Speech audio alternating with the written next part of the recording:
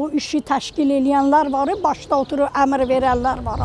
Mənim uşağımı tutublar, təkcə mənim uşağımı yox, bütün dindarları tutub basır, həbs eləyib, basırlar içəri. Mənim başım çıxmır bu dindarlardan, bunlar nə istəyirlər? Mənim uşağım bütün dindarları, Quran əhliləri, alimləri, hafizi Quran, natiqi Quranları hamısını tuturlar, basırlar içəri, həbs edirlər narkotiklə.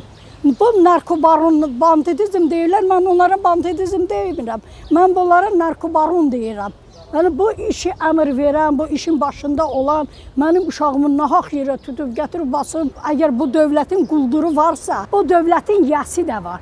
Yəsi də nəticə çıxarsın. Onun da nəvəsi var, qızı var, oğlu var, özü var. Hər kim bunu təşkil edibsə, əmr veribsə, Allah Taala onun özünə, balasına hədiyyə eləsin o yeri. Videolarımızı vaxtında izləmək üçün Baku Times şəbəkəsinə abunə olub bildirimləri açmağı unutmayın.